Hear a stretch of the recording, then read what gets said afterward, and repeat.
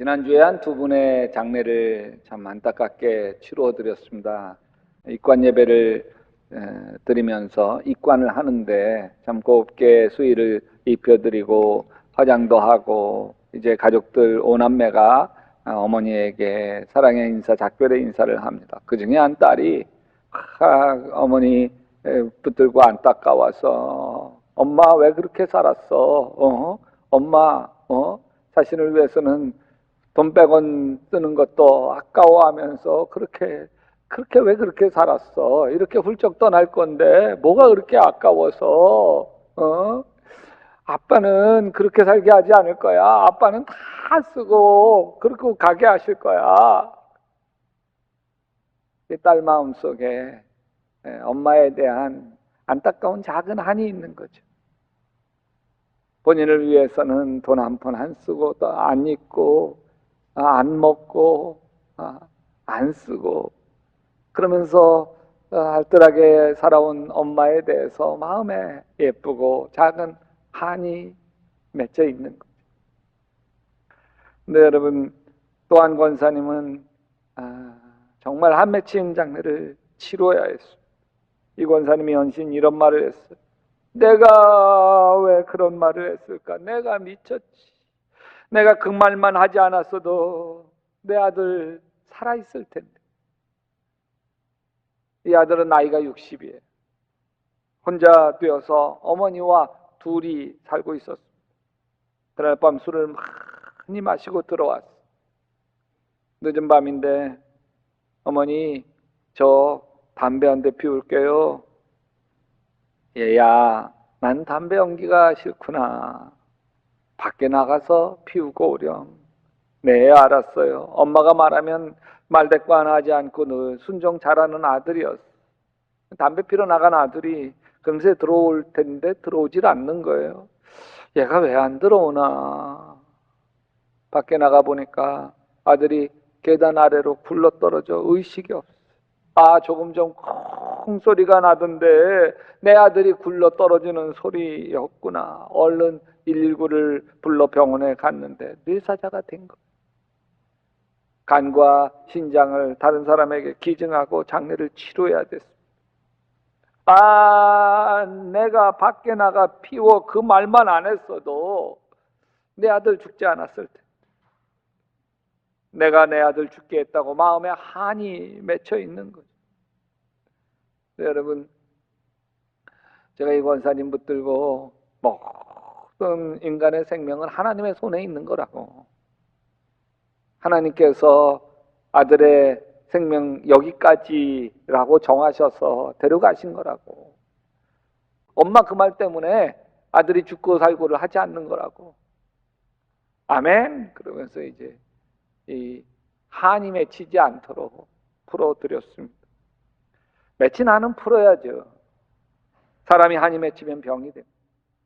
백성이 한이 맺히면 나라에 재앙이 오죠.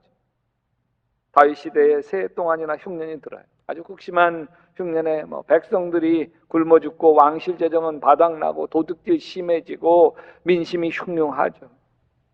다윗이 주님께 나아가 하소연합니다. 사무엘하 21장에 하나님, 왜 하늘에서 비를 내리지 않습니까? 뭘 잘못했길래 이런 3년이나 극심한 가뭄에 시달리게 하십니까? 하나님이 대답하시는, 사울과 그 집안이 기브온 사람을 죽여서 살인죄를 저질렀기 때문이다. 그래서 다윗이 기브온 사람을 불러서 그들의 한을 풀어주기 위해 묻습니다. 당신들에게 어떤 보상을 해줘야 당신들이 우리 이스라엘 백성들을 축복해 주시겠소? 그랬더니 보상으로 될 문제가 아닙니다. 사울은 우리를 학살한 사람, 몰살시키려고 계획한 사람. 사울 자손 가운데 남자 7명을 우리에게 넘겨주십시오. 우리가 그를 매달겠습니다. 나무에. 다윗 왕은 요구를 거절할 수가 없었습니다. 왜? 기브온 사람의 한이 풀리지 않으면 절대로 가뭄이 풀리지 않는 걸 알기 때문에 그렇습니다. 사울 왕 사람 7을 붙잡아다가 기브온 사람 손에 넘겨줍니다.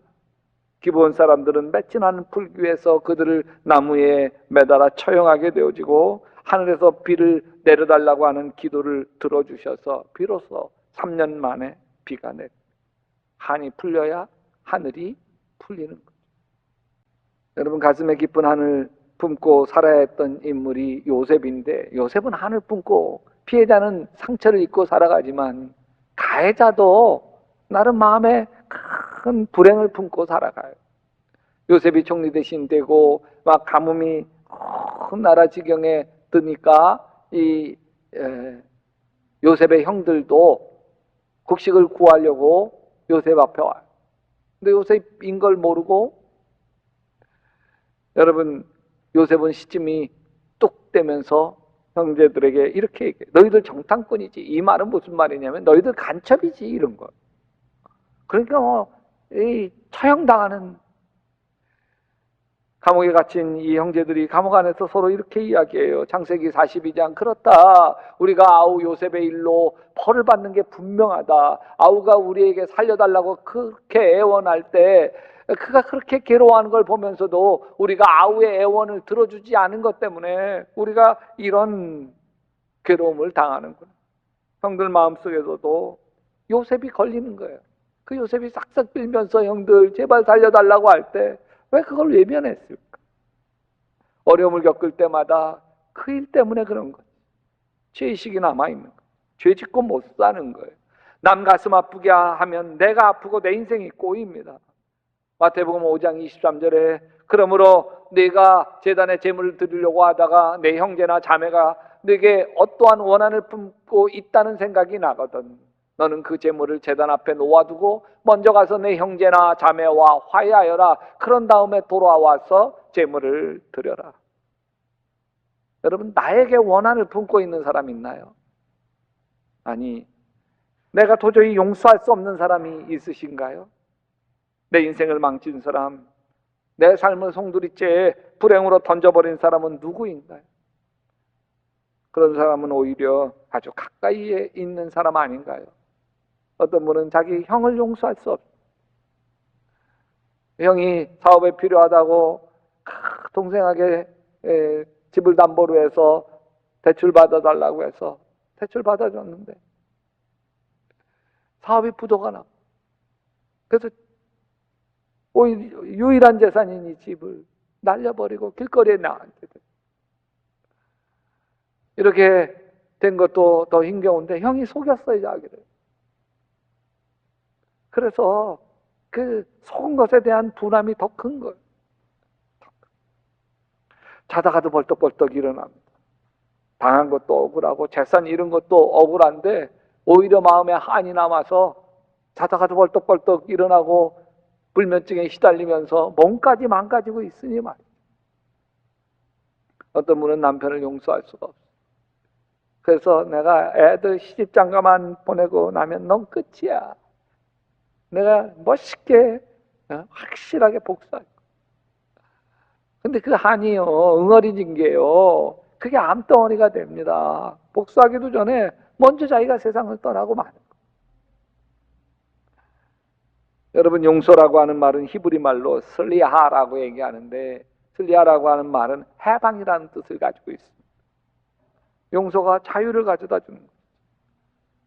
어떤 아내가 결혼한 지 얼마 안 돼서부터 자꾸 이상하게 남편이 거슬리는 거예요. 남편이 막 왜 이렇게 미운지, 남편 자꾸 아내 눈치 보고 어떻게 하든 아내 비유 맞추려고 하다 남편도 지쳤어요. 아내의 불평과 투정은 그치지 않습니다. 툭하면 싸우게 되죠. 이 아내도 내가 왜 이럴까? 내가 왜 자꾸 남편이 눈에 거슬릴까? 까닭없이 왜 자꾸 미워질까? 그러다가 교회에서 하는 내적 치유에 참여하면서 남편에 대한 한없는 불평과 불신이 자기 친정 아버지 때문인 것을, 한없이 무능했고 난폭했던 아버지 때문에 세상의 모든 남자들에 대한 불만이 어려서부터 생긴 거예요. 증오하던 아버지를 용서하기 시작하면서 달라지기 시작합니다. 남편에게 자신이 얼마나 상처를 주었는지 비로소 보이기 시작합니다. 여러분, 사람 마음속에 누구나 크고 작은 한이 있습니다. 어릴 적 받은 상처가 응어리져 있죠. 저는 아버지에게 받은 상처가 많아요. 그래서 처음 저는 남편으로서, 아버지로서 빵점이었어요. 개척교회하면서 생기는 스트레스를 아내에게 너무 쉽게 쏟아버렸고, 부부관계는 점점 멀어지고 아이들은 눈치 보면서 자라기 시작. 이런 불행의 수레바퀴에서 벗어나는 계기가 있었는데, 그건 저희 부모님 회감 여행 때였어요. 저희 부부가 우리 어머니 아버지를 모시고 일주일 동안 전국 일주를 했어요. 그러니까 차 안에 있는 시간이 많잖아. 같이 밥 먹고 같이 자고 뭐 이러면서 차 안에 있는 시간이 많으니까 그때 작정하고 아버지에게 물어요. 아버지의 아버지는 어떤 분이셨어? 아버지의 어머니는 어떤 분이셨어? 아버지가 가장 행복했던 때는 언제였어? 아버지가 가장 불행하고 아버지가 가장 억울했던 때는 언제였어? 아버지 형제들은 또 어떠셨어? 이러면서 하나하나 묻기 시작했어. 저는 수많은 질문을 쏟아놓기 시작했고, 아버지는 기억을 더듬어 자신의 과거를 회상하면서 털어놓기 시작했는데, 그때가 제가 제 아버지를 충분히 이해할 수 있는 시간이었어요.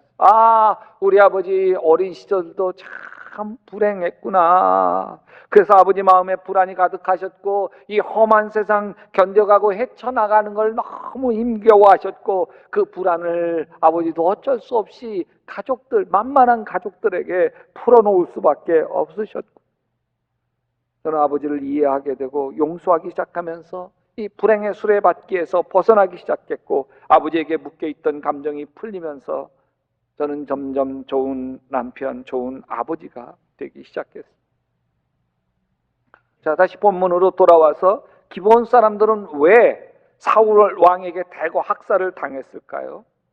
기브온 사람들은 이스라엘 백성이 아니라 이방인이에요. 이스라엘 영토 한가운데 살아가는 이방 민족이에요.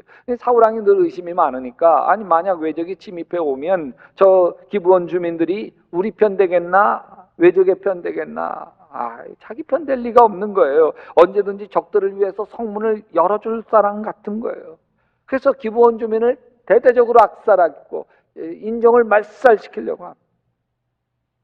그러면 어떻게 이 이방 민족이 이스라엘 안방에서 버젓이 자라게 되었을까? 사울왕 시대로부터 200년 전으로 거슬러 여호수아가 가나안 땅을 정복하기 시작했는데, 이미 가나안 땅에 거주해서 살던 사람들이 바들바들 떠는데, 그 중에 한 기브온 주민들이 그 여호수아와 화친 조약을 맺으려고 준비해 왔어요.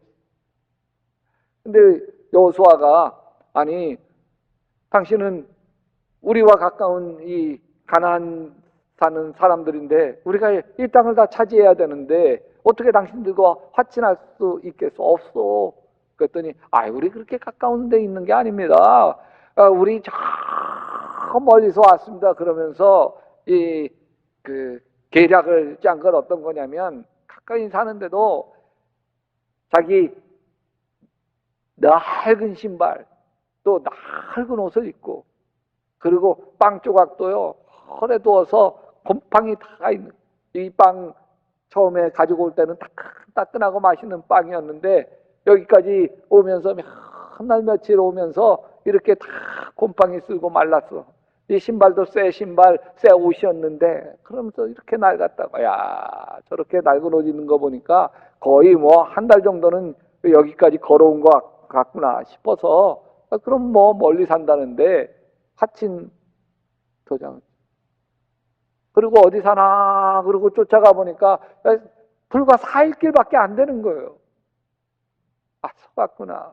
그런데 이미 여호와의 이름, 하나님의 이름으로 화친 조약을 맺었으니까 그걸 바꿀 수가 없는 거예요. 그래서 이스라엘 땅에서 함께 살게 되어지. 기브온 사람과 평화 조약을 맺을 때 그 사람들이 어떤 사람인지, 어떤 지역 사람인지, 어떤 규모인지 다 알아보고 했어야 될 거 아닙니까? 그 기브온 사람으로 인해서 2200년이 흐른 뒤에도 화근이 되어가지고 나라가 골치 아픈. 근데 그 실수는 아주 작은 것 하나 때문이에요. 여호수아서 9장 14절 같이 읽어볼까요? 어떻게 할지를 여호와께 묻지 아니하고. 여호수아가 하나님께 묻지 않은 거예요. 기브온 사람들 말만 듣고 결정해버린 거예요. 하나님 어떻게 해야 됩니까? 묻지 않은 거예요.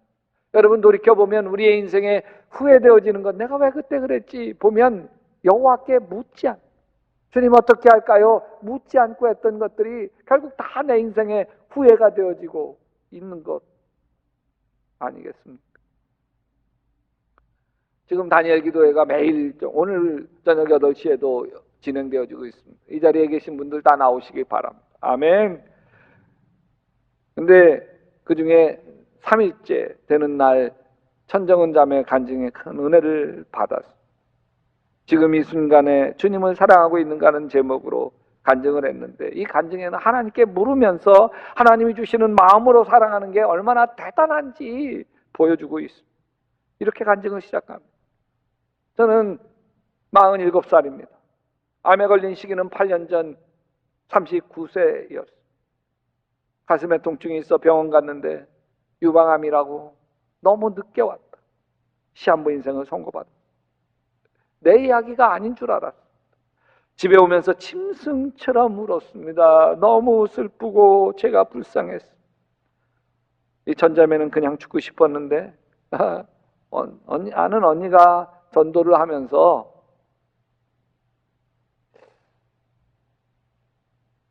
예수 안 믿으면 지옥 같다. 예수 안 믿으면 지옥 같다. 아이, 그렇게 아주 너무너무 투박하게 그렇게 무식하게 전도하는 사람이 어딨냐고. 그때 그렇게 밀쳐두었지만 그 마음에 걸리는 거예요. 그래서 언니 손에 이끌려서 못 이기는 척 교회 가. 교인들이 자신을 위해서 기도해 주는데 너무 감격이 됐다. 자기가 뭐라고.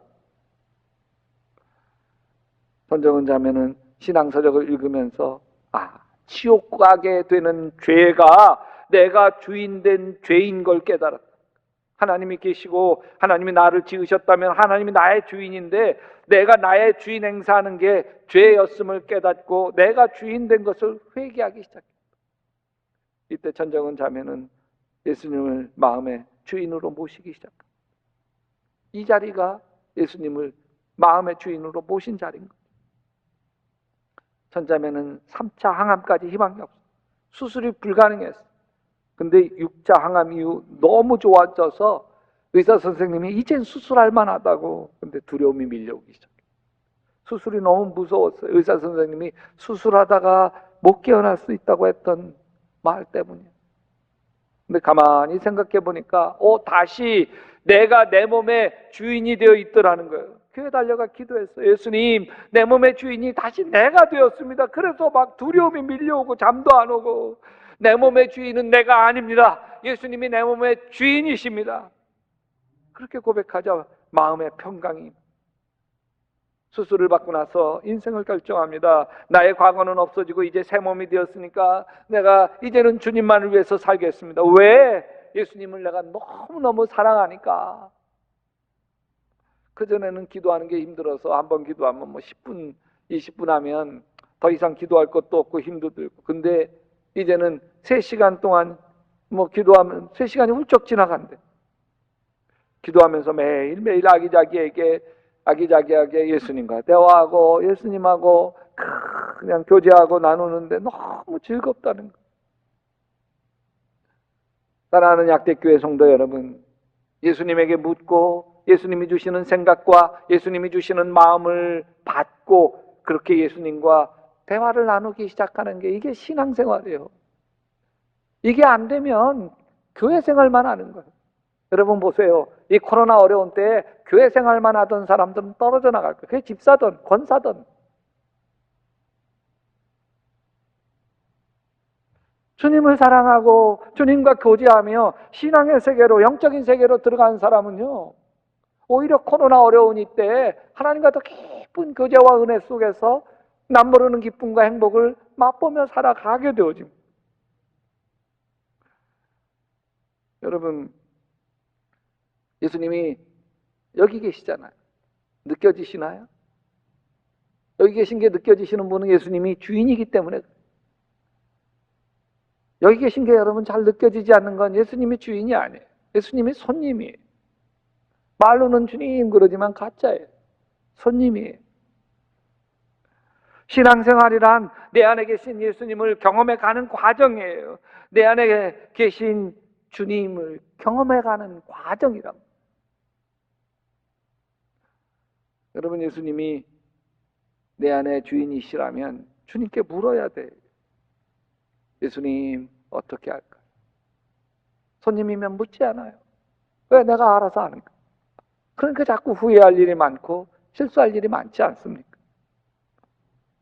손정은 자매가 예수님을 주인 삼고 살아가면서 그대로부터 몸에 모든 암이 사라져.